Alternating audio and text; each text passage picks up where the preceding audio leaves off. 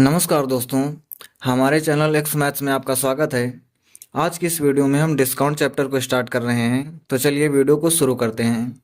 पहला क्वेश्चन लिखा हुआ है, एक इलेक्ट्रॉनिक स्टोर में एक इमर्सन रॉड का अंकित मूल्य 900 रुपये है। स्टोर इसकी बिक्री पर 12% की छूट प्रदान करता है।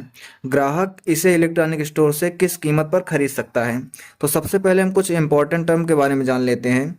अंकित मूल्य जो होता है उसको हम डिनोट करेंगे एमपी से। एमपी मतलब मार्केट प्राइस। क्वेश्चन में दिया हुआ है कि मार्केट प्राइस कितना है, 900 रुपये है।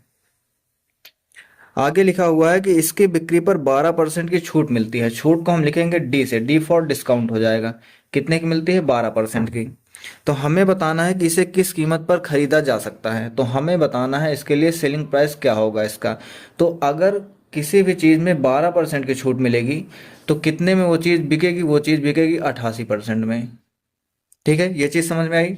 कोई भी चीज़ अपने आप में 100% पहले होती है, उसमें 12% की छूट मिलेगी तो वो चीज़ बिकेगी 88% में।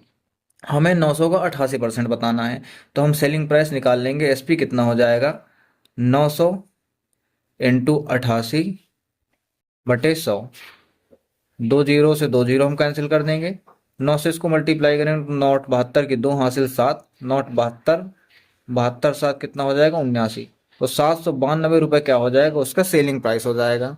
और यही हमारे क्वेश्चन का आंसर होगा। दूसरा क्वेश्चन देखते हैं। लिखा हुआ है, एक दुकानदार एक वस्तु के अंकित मूल्य पर 17% की छूट देता है। यानी कि डिस्काउंट कितना है? 17% है। अंकित मूल्य का हमें नहीं पता है। यदि विक्रय मूल्य 1245 रुपये है तो इस क्वेश्चन में हमें एसपी दे दिया गया, सेलिंग प्राइस। ये कितना है? 1245 रुपये। तो हमें अंकित मूल्य बताना है। अंकित मूल्य मतलब हमें मार्केट प्राइस बताना है, ये कितना होगा। अब कोई भी चीज, ये 17% था, कोई भी चीज अपने आप में 100% होती है। अब क्वेश्चन कह रहा है कि इसमें 17% की छूट मिलने के बाद में सेलिंग प्राइस कितना हो जा रहा है? 1245। तो अगर 17% की छूट मिलेगी तो 1245 कितने की वैल्यू हो जाएगी? 83% की। 17% की छूट मिलने के बाद वैल्यू कितने की आएगी? 83% की। इसका मतलब ये हो जाएगा कि 1245 क्या है? 83% की वैल्यू।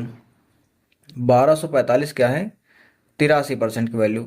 हमें चाहिए क्या? 100% की वैल्यू, क्योंकि जो मार्केट प्राइस है वो 100% है। जिस चीज़ की वैल्यू हमें पता रहती है उससे हम डिवाइड करते हैं, जो हमें निकालना होता है उससे हम मल्टीप्लाई करते हैं। इसको सॉल्व कर लेंगे तो ये 15 बार में कटेगा। मल्टीप्लाई करेंगे तो कितना आ जाएगा? 1500। 1500 हमारा हो जाएगा मार्केट प्राइस, और यही इस क्वेश्चन का आंसर होगा। तीसरा क्वेश्चन देखते हैं। एक आदमी ने एक पंखा खरीदा जिसकी मुद्रित कीमत 200 थी। मुद्रित कीमत का मतलब होता है मार्केट प्राइस, यानी कि अंकित मूल्य। कितनी थी? 200 रुपये क्वेश्चन में दिया हुआ है। आगे लिखा है, अगर उसे 30% और 20% की दो प्रमुख छूट मिलती हैं। मतलब दो छूट मिलती हैं, पहला है 30% का और दूसरा है 20% का। दो इसमें छूट मिलती हैं। तो उसने पंखे के लिए कितना भुगतान किया? मतलब हमें सेलिंग प्राइस बताना है कि अगर मार्केट प्राइस 200 रुपये है और इस पर एक बार 30% की और फिर 20% की छूट मिलती है, तो हमें बताना है कि सेलिंग प्राइस कितना होगा। जब भी डिस्काउंट एक से ज़्यादा बार दिया हो तो वहां पर हम सीरीज मेथड का यूज करते हैं। कैसे करेंगे इसके लिए? सेलिंग प्राइस कितना हो जाएगा? मार्केट प्राइस हमारा 200 रुपये है, सबसे पहले 30% की छूट मिलती है। मतलब क्या है कि टोटल 100% था, 100 में अगर 30 की छूट मिली मतलब 70 में। आगे है 20% का छूट, मतलब टोटल 100 होगा, 100 में 20% की छूट तो कितना हो जाएगा? 80। हम इसको कैलकुलेट कर लेंगे तो हमें सेलिंग प्राइस की वैल्यू मिल जाएगी। दो जीरो से दो जीरो कैंसिल कर देंगे और इन दो जीरो से इनको कैंसिल कर देंगे। कितना हो जाएगा? 8 सत्ते 56 दूनी 112 रुपये। ये इस क्वेश्चन का आंसर हो जाएगा। सेलिंग प्राइस कितना आ जाएगा? 112 रुपये। चौथा क्वेश्चन देखते हैं। लिखा हुआ है, एक बिक्री के दौरान एक व्यापारी 25% नगद छूट और उसके बाद 10% व्यापारिक छूट प्रदान करता है। इस क्वेश्चन में भी दो छूट दी गई हैं क्रमागत। पहला है 25%, तो D1 हम लिख लेंगे, कितना हो जाएगा? 25%। और D2 दिया हुआ है 10%। दो डिस्काउंट हो गए। आगे लिखा हुआ है, यदि किसी वस्तु का सूची मूल्य 800 रुपये है तो उसका विक्रय मूल्य क्या होगा? सूची मूल्य का मतलब, अंकित मूल्य का मतलब हम लिखेंगे एमपी। कितना है? 800 रुपये। हमें बताना है इसका सेलिंग प्राइस कितना होगा? एसपी। तो सेलिंग प्राइस हम कैसे निकालेंगे? इसको निकालने के लिए क्या करेंगे? सबसे पहले हमें लिख लेना है एमपी, मार्केट प्राइस। अब पहले 25% की छूट मिल रही है, तो अगर 100 में 25 की छूट मिल जाएगी तो कितने में बिकेगी वस्तु? 75 में। और फिर इसके बाद में 10% की छूट मिल रही है, तो 100 में अगर 10 की छूट मिलेगी तो कितना आ जाएगा? 90 आ जाएगा। इसको हम कैलकुलेट कर लेंगे, 2 जीरो से 2 जीरो कट जाएंगे और इधर 25 से काटेंगे तो 25 तियाँ 75, 25 चौके 100, 4 से इसको काट देंगे तो 4 दूनी 8, 3 दूनी 6, 6 नौ का 54, यानी कि 540 रुपये आ जाएगा हमारा सेलिंग प्राइस। ये इस क्वेश्चन का आंसर हो जाएगा। नेक्स्ट क्वेश्चन देखते हैं। लिखा हुआ है यदि छूट और प्रतिशत लाभ दोनों 20% हैं। अब इस क्वेश्चन में लाभ भी ऐड हो गया है, तो हमारे पास छूट की वैल्यू है, डिस्काउंट कितना है 20%, और प्रॉफिट कितना है ये भी है 20%। अगर दोनों 20% हैं तो अंकित मूल्य क्रय मूल्य से कितने प्रतिशत अधिक है, यानी कि हमें अंकित मूल्य और क्रय मूल्य में रिलेशन बताना है। इसके लिए डायरेक्ट एक फार्मूला होता है CP upon SP, sorry CP अपान एमपी। ये क्या हो जाएगा, ये हो जाएगा क्रय मूल्य, ये हो जाएगा अंकित मूल्य। CP upon SP equal to 100 minus D upon 100 plus P, ये फार्मूला होता है। ये डी है डिस्काउंट और पी है प्रॉफिट। यहाँ पर हम वैल्यू पुट करेंगे तो हो जाएगा C P upon M P equal to 100 में से अगर डिस्काउंट माइनस करेंगे तो कितना आ जाएगा 80, और 100 में अगर 20 ऐड करेंगे तो कितना आ जाएगा 120। इसको 40 से डिवाइड कर देंगे, 40 दूनी 80, 40 नहीं 120। इसका मतलब ये होगा अगर मार्केट प्राइस 3 रुपये है तो कॉस्ट प्राइस कितना होगा 2 रुपये। अब देखो इसमें प्रॉफिट कितने का है, 1 रुपये का है। क्वेश्चन यही पूछ रहा है कि अंकित मूल्य क्रय मूल्य से कितने प्रतिशत अधिक है। तो देखो अगर हम डिजिट में देखते हैं तो 1 अधिक है। अब सीपी से हमें निकालना है कि सीपी से कितना अधिक है, तो नीचे लेंगे हम सीपी को, सीपी कितना है 2, इनटू हमेशा किया जाता है प्रतिशत निकालने में 100% से। ये चीज समझना। पहले हमने प्रॉफिट देख लिया कि प्रॉफिट कितना है 1 का है। प्रॉफिट किस पे निकालना है, हमें सीपी पे निकालना है, तो हम नीचे सीपी से डिवाइड कर देंगे। और परसेंटेज निकालने के लिए हमेशा 100% से मल्टीप्लाई करना होता है।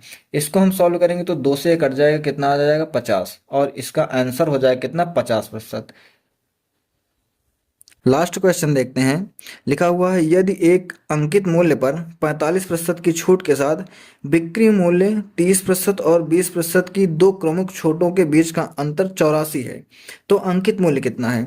यहाँ पर 2 बार अंकित मूल्य पर छूट दी गई है। अगर हम मान लेते हैं कि अंकित मूल्य 100 रुपये है, मान लिया हमने कि जो मार्केट प्राइस है वो 100 रुपये है, तो पहली कंडीशन क्या है, पहली कंडीशन है कि छूट कितनी दी गई है। यहाँ पर पहली कंडीशन में छूट दी गई है 45% की, जो भी डिस्काउंट है वो कितना है 45% का। तो अगर हम इससे हम निकालते हैं सेलिंग प्राइस हमारा कितना हो जाएगा, एसपी निकालते हैं, तो अगर 100 में 45% का हम छूट दे देंगे तो कितना बचेगा, 55% बचेगा। 100 का हम निकाल लेंगे 55%, ये कैंसिल हो जाए, कितना आ जाएगा हमारा 55 रुपये।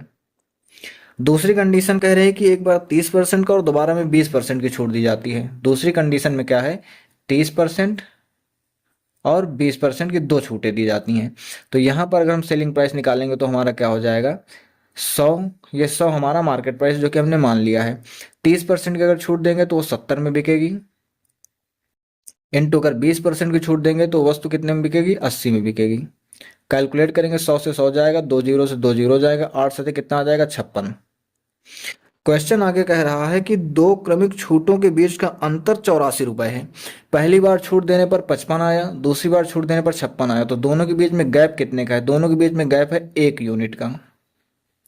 लेकिन क्वेश्चन क्या कह रहा है, क्वेश्चन कह रहा है कि दोनों के बीच में जो गैप है वो कितने का है। क्वेश्चन कह रहा है कि दोनों के बीच में गैप है 84 का।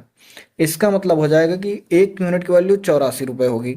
हमने मान रखा है कि मार्केट प्राइस हमारा 100 यूनिट का है, तो हम यहाँ से निकाल लेंगे 100 यूनिट की वैल्यू क्या हो जाएगी, 100 यूनिट की वैल्यू हो जाएगी 84 100 रुपये, और यही हो जाएगा हमारा अंकित मूल्य।